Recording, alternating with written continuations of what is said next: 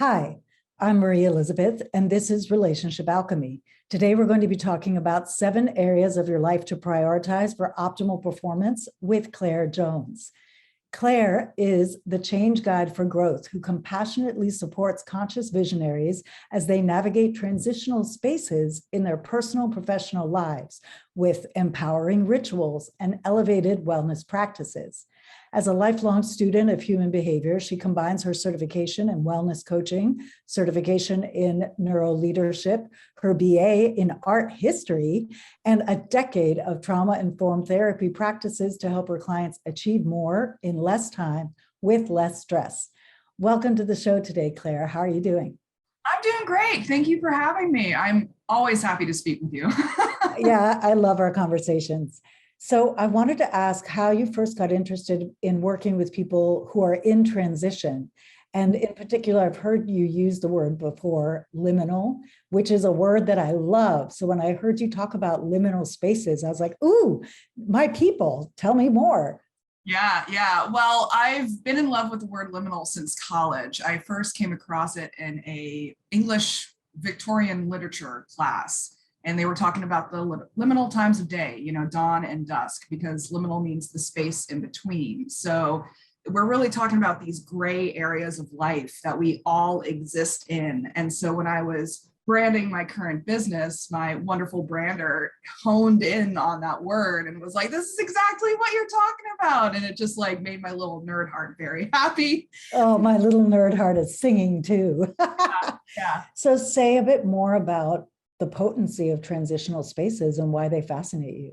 Yeah, well, I've always been really fascinated by these gray areas, these in-between spaces, because not everything is black and white. We don't live in dichotomies. We live in the messy, imperfect, in-between space. Like life is actually the ultimate liminal space between birth and death.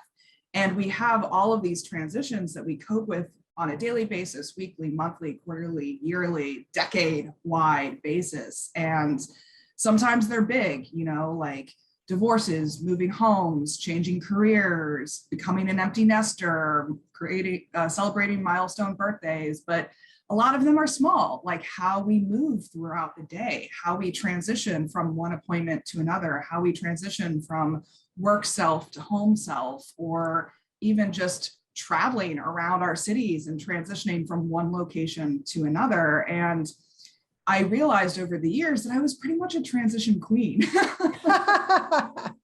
I've moved 18 times in the past 32 years. I am a child of divorce and they had joint custody. So I was constantly transitioning between one house and the other as a child growing up. I've dealt with relationship transitions, major and minor. I've dealt with, moving across the country. I've dealt with dealing with the death of loved ones. Like, I know how to handle transition. I'm so with you. I mean, and I resonate so much with your story because as a person who grew up between 3 cultures and traveling between 3 countries every year when I was small, and growing up with 3 languages, moving across the country, then moving back, then moving across the country again, now moving to Mexico. I so resonate with your story and with the importance of learning how to navigate transition well, not only the big ones like you and I are talking about, but the small ones of how do you transition from your work life to your home life on a daily basis. So say a bit more about these 7 areas that you focus on to help people navigate that, because I love the specificity and want to unpack that some more.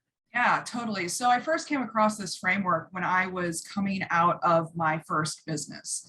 I started my first business back in 2014. It was a brick and mortar general store devoted to local goods. And it was my crash course in all things business.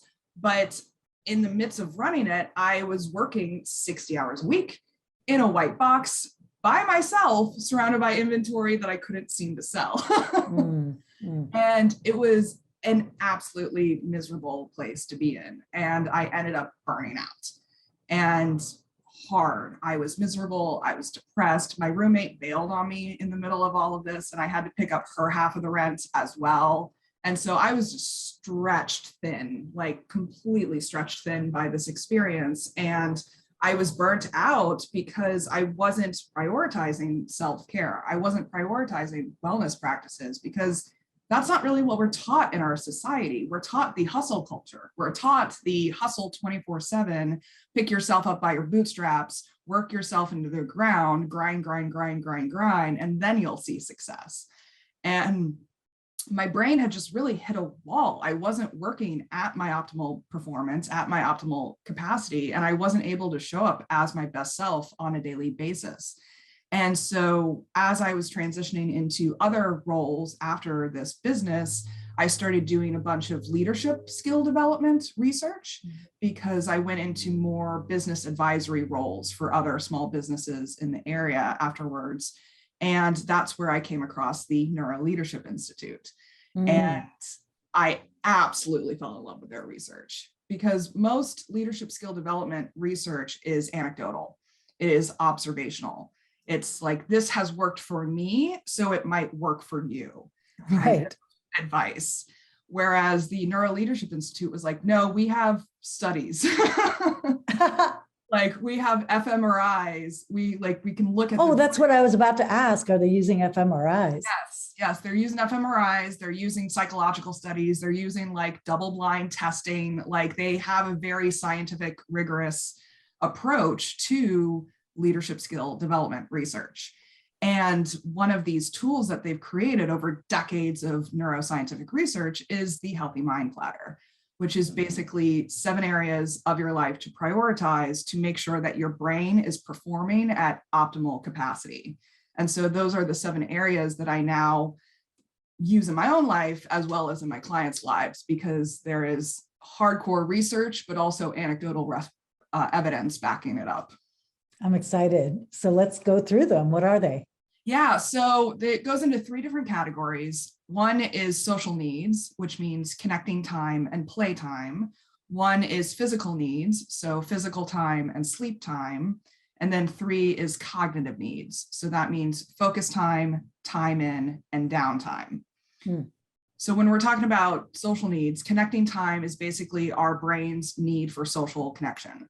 Not only social connection, but positive social connection. Right, because it's not the same to doom scroll on social media as it is to have tea with a friend. Totally, exactly. Because our brain actually looks at social pain the same way as it does physical pain. So your brain and your body are going to react to a broken heart the same way as it's going to react to a broken leg. Wow.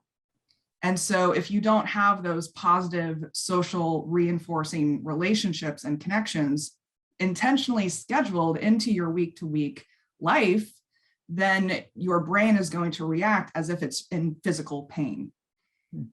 And so it's not going to be able to perform at its optimal capacity as a result.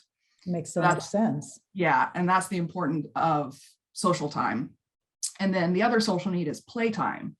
So as animals in the animal kingdom, our brains release dopamine when we're engaged in play, which is a very feel-good chemical. So, I mean, that's a natural reward system in itself.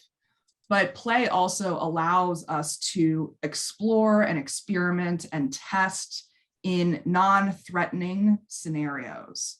So that once we do get to threatening scenarios, we have that muscle built up per se. I love that, because as adults, I feel like, we don't prioritize play enough for ourselves, but also as someone fascinated by how we relate to one another, I feel like we also don't prioritize play enough with each other in our relationships. Yeah, and they've actually shown that unstructured playtime reduces the prevalence of ADHD in kids as well. Wow. Wow.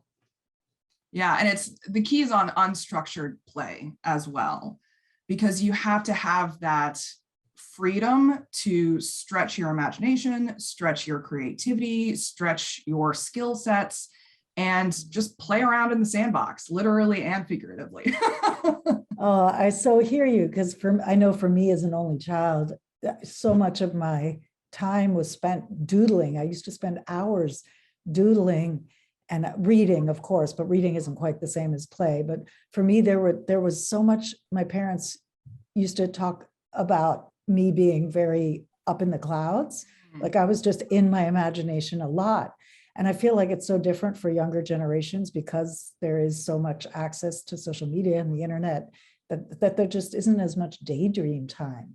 Yes, yes. Well, that actually brings me to the cognitive needs. Downtime and specifically is daydreaming. Yeah. Yes. It's specifically letting your mind wander with no particular intention. Mm.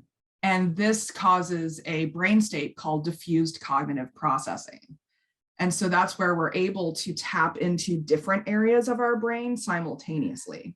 Instead of focusing on, language or focusing on math or focusing on, social skills, all of those parts are being connected during our daydreaming time. So there are new connections that are made as a result.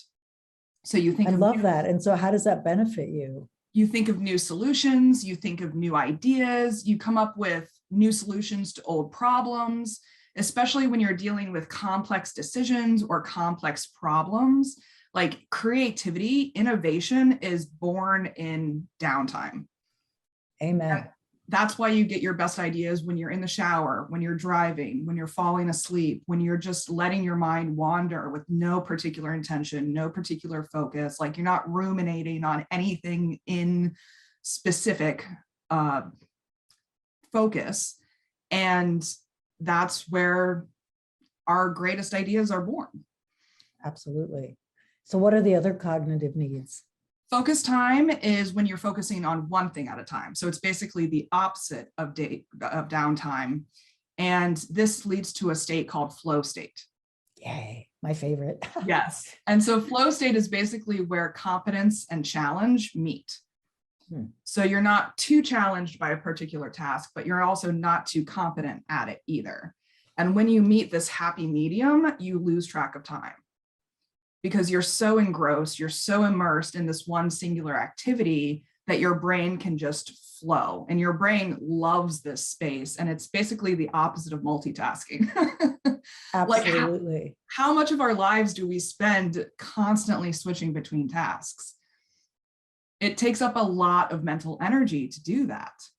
And so when you can focus all of your mental energy on one task that you're completely engrossed in, your brain loves that space. But we also can't spend all day in that space. We need to have balance. That makes so much sense. Mm-hmm. Is that all of the cognitive? There's a third one. Yeah, time in, and that's basically meditation. That's internal self-reflection.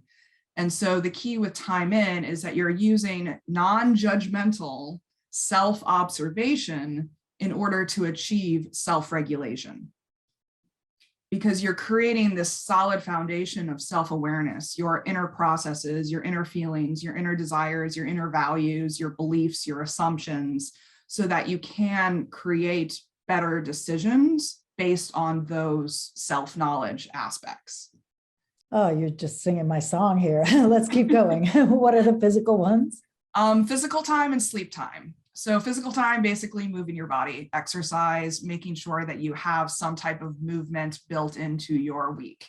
And it can be anything from running to yoga to dancing to jogging or walking with the dog. Like it's really just moving your body, because when you move your body, your brain produces a chemical called BDNF. And it's basically miracle grow for your brain. And it primes your brain to create new neural connections. So if you are trying to learn something new, if you are trying to integrate new information, if you are trying to create new connections in your brain, creating this chemical is going to accelerate that process. And they've even shown in a bunch of studies with elementary, middle school, and high school kids, if they put PE, physical education, at the beginning of the day, test scores improve, behaviors improve, there's less fights, there's better attendance, there's just better overall performance for all of the kids who have PE at the beginning of the day. That makes a lot of sense. I find a similar flow in my life as an adult, that when I exercise at the top of the day, it helps my brain all day long. Whereas if I wait till the end of the day, often I'm tired, but it's also the amount of energy that gets built up in the system, Mm, if you're able to discharge and move in the early part of the day, it's like a dump of excess energy, I think, that can also help to create better focus. Does the yeah, research say that too? totally. Yes. And it also helps with emotion regulation as well. Exactly. They've actually shown that exercise can be more effective at treating depression than prescription pills. Mm-hmm. Yeah. Because it taps into all of these elements of our regulation systems across the board in a very beneficial way. That makes so much sense. Let's talk sleep. Oh, yes, yes. Sleep is such a sticky subject sometimes. People have very strong opinions about sleep. They do. Yeah. But basically, it's our brain's chance to restore itself. It's immunity, it's emotion regulation, it's restorative behaviors. It's basically processing time. Like it's the time that our brain takes new information and either integrates it or gets rid of irrelevant information. And it's just so important because actually they've shown that sleep deprivation is more dangerous than going without food and water. Yeah, I think I've read that. Mm-hmm. And also that you can, it's almost like your brain is drunk, right? It's yes. a similar state of the brain as if totally. you've been drinking, right? Yeah, totally. And that applies to chronic sleep deprivation too. Yeah. Like if you are consistently getting only 6 to 5 hours of sleep a night, that's going to contribute to long-term detrimental effects. So how does someone up their sleep? There's a bit of tricks that you can use. One is to keep the bedroom cool between 65 to 75 degrees Fahrenheit. And then also keep the lights at a minimum. So this includes all of the like Wi-Fi lights that you may have in your room, all of the blinking electronics that you have in your room. Blackout curtains are super valuable. Making sure that you have a cool, dark space to sleep in that's also quiet. I actually run a box fan in the background while I'm sleeping because I hear, like, my landlord lives above me. And so I hear him walking around, you know, and they have a baby. Yeah. So I hear the baby crying every now and then. And so I just keep this fan on to drown out that background noise and create a very nice environment to sleep in. And they typically recommend 6 to 8 hours a night, but it's really up to you. I actually find that 9 hours is optimal for me, and I've had to figure that out over the years. And I also use melatonin every night. It's kind of like my sleep insurance policy. I love that. Make sure that like I can fall asleep quickly because sometimes my brain has trouble falling asleep. There's so much stuff going in it. And so I've gotten into a habit of also brain dumping before I go to sleep. And so that's a great idea. I'll keep a journal by my bed and just like brain dump all the thoughts that are just circling in my mind and like letting them go, essentially. So then when I do try to go to sleep, it's a more easeful process. Oh, that's such good advice. We ended up, actually, part of why we moved out of the apartment we were renting for a couple of years was I couldn't sleep well there because it was a rental and we couldn't really change. We weren't allowed to put in blackout shades.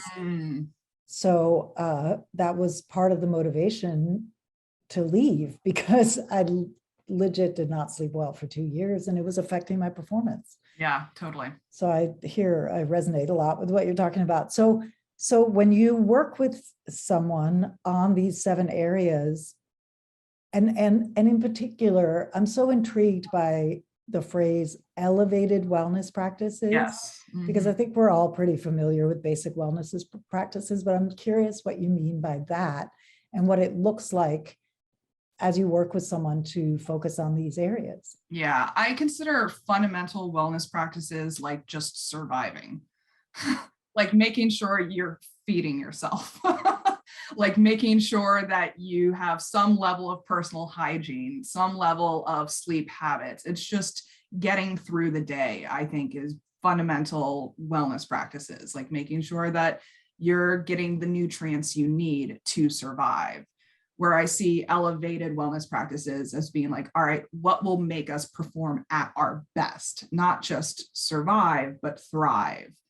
And so that's why I use the term elevated, because I'm not just talking about like, eat your meals and make sure you have adequate sleep. Like that's a big part of it, but how do we optimize it? How do we elevate it? How do we enhance it so that you do have that optimal level of performance?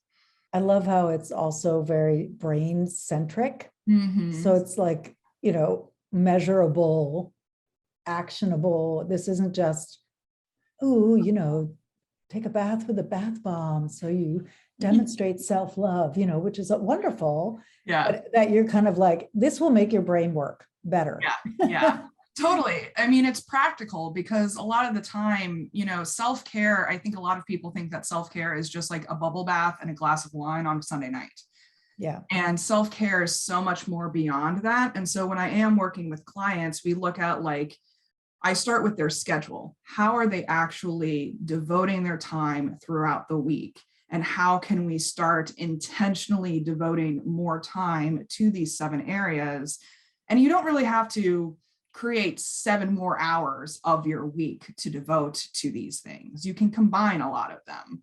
Like social time and physical time go really well together. If you do physical activities with your friends, social time and playtime go really well together. People even talk about daydreaming while they're running. That's a prime daydream opportunity for them. So you can combine downtime and physical time. So you don't really have to create 7 separate areas. It's just being more intentional so that you're filling your cup along the way instead of waiting until you're depleted or burnt out to do like triage. Exactly. Yeah. I want to stay on that for a second, because I feel like there is such a prevalence in our culture of driving ourselves into the ground and then having to stop everything and rebuild, as opposed to recognizing, oh, if I did these practices, these elevated wellness practices that benefit my brain on a daily, weekly, monthly basis, I wouldn't even ever have to get burnt out. I wouldn't have to get all the way driven down. Is that what you see? Totally. Yes, 100%. Like a lot of people put their self-care to the last possible minute. It's the lowest priority on their list. And I'm an advocate for putting it as the first priority on their list. And I kind of look at it as like, the phrase 2 steps forward, 1 step back. That's kind of how our society looks at hustling. That's how our society looks at performance. But what if we just did 1 step at a time? Like, it's so revolutionary when you say it, it's so weird that that's revolutionary. Yeah, I know. It's just like, well, why do we have to waste all of this mental, emotional, physical energy making this dance between productivity and wellness, and instead have them harmonize, instead have them complement each other so that we can actually get more done in less time? That's really where we're pointing at. And that's why I say in my bio, in my entry, in my intro is like, it's less stress, achieving more in less time. And that's really what we're looking at here, because we get so self-sacrificing sometimes, and I'm not here for it. I'm so with you. And can you say a word about how addicted our brains get to struggle? Because there's a thing where when we're in a cycle of overwork or grinding hard or anything that it is our typical habit, sometimes it can be hard. I've noticed, especially with my clients and with myself, it can be hard to input these new habits because our brains don't want to stop the train that they're already on. So can you say a bit about how to shift that, or why it's hard? Or well, I love that you bring that up, because this is actually where my trauma-informed therapy practices come into play. Yeah, totally. Because when we have gone through traumatizing experiences, either as children, young adults, even older adults, we all experience some level of trauma at some point in our life, somewhere along the way. If it's chronic trauma or chronic neglect or chronic abuse, our brains get addicted to stress chemicals. And so we're talking about cortisol, which is the main stress hormone. And we're also talking about adrenaline, which is all controlled by our adrenals. And those are the chemicals that are released when we're in a stress state. And our amygdala, which is our fear center in our brain, actually scans our environment for threats every 8 seconds.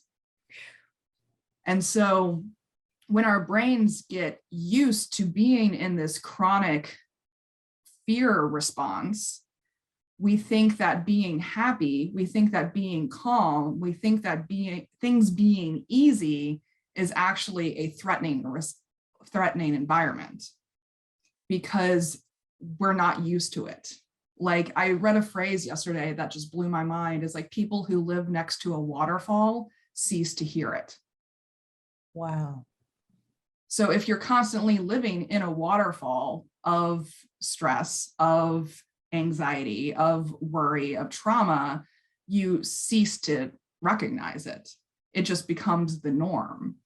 And so people get addicted to these stressful situations, these burnout situations, because they think that that's just normal. They think that that's just life.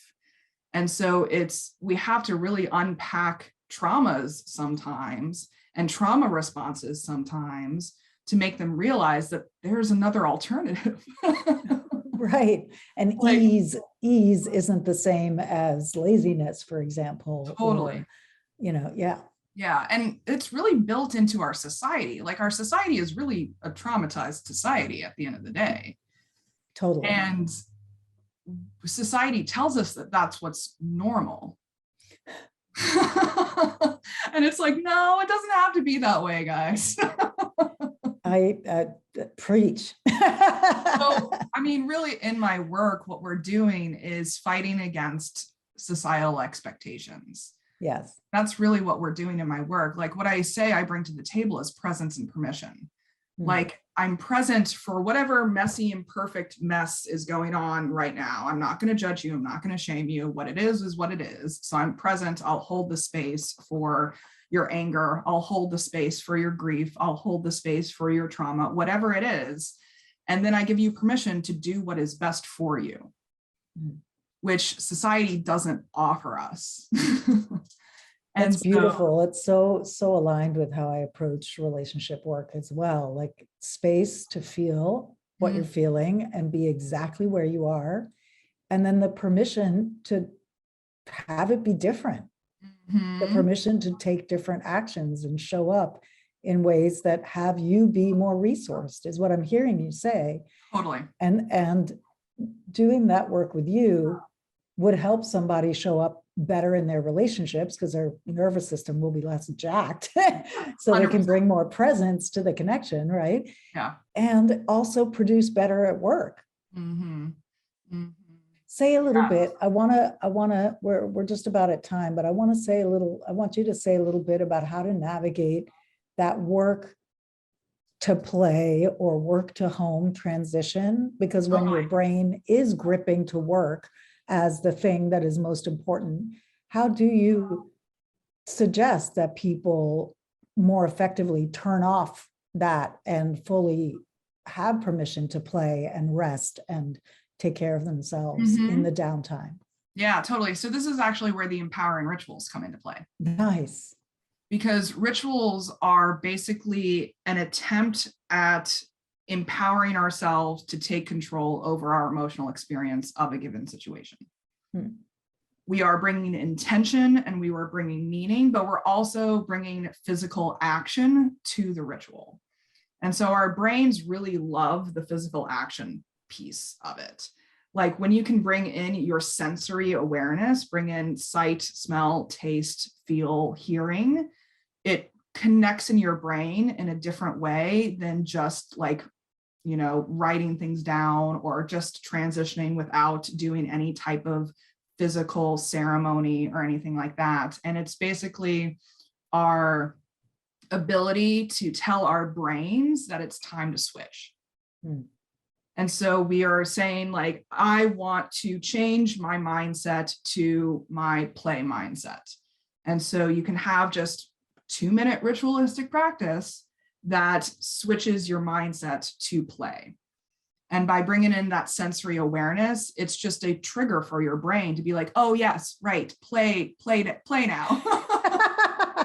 Like Yes. one of my favorite activities is actually changing my clothes at the end of the workday. Mm-hmm. Because it's a physical action that notifies my brain and my body that we are done with work for the day. Hmm. And that's why commutes are so helpful for people sometimes, because you are physically transitioning yourself from work to home. And so that's a big problem with people who work from home nowadays. A lot of us work from home nowadays. We have to create these more intentional practices to transition ourselves effectively. Yeah, we sure do. I often suggest that people put on a song and dance to it, Yeah, or physically close their office door, like turn totally. off the computer and close the office door. It doesn't have to be a lengthy thing, Totally. but I'm hearing you say something as simple as the gesture of changing your clothes is a communication to your brain. Totally. Yeah. And, you know, using essential oils, like Mm. maybe you use orange throughout the workday and then you use peppermint at night. Mm. And so you can use all of these different senses. Like if you want to use taste, maybe it's a tea. So you drink, you know, oolong during the day, and then you drink chamomile at night. And it's just these sensory triggers that we intentionally trigger ourselves with. Like not all triggers are bad, you know, there are dramatic triggers, but you can take control over those trigger experiences to empower your emotional state, empower your mindset, empower your physical, spiritual, whatever you want to affect. You can take control over that process. Beautiful. So if someone would like to get in touch with you or learn more about your work, this is all going to be in the show notes, but just say a word about the best way to find you. Yeah, you can find all my links at linktree/liminalclarity, liminalclarity.com, and I'm Liminal Clarity on all of the major social media platforms as well. Beautiful. Well, thank you so much for being here today. It's been so cool to talk about these 7 areas to optimize for performance. And my inner brain nerd is super happy with this conversation, because it's a depth that I don't always get to talk to with everybody. And I love that you focus so much on actual research-based stuff, and brain-based knowledge. I love what you do. So, yeah, I mean, I nerd out all day, all long day. So, I mean, I'm in my happy place as well. Yeah, I hear that. So everybody go check out Claire's work. She is the bomb. We're in a mastermind together. I just adore her. And until next time, remember that a great relationship starts with you.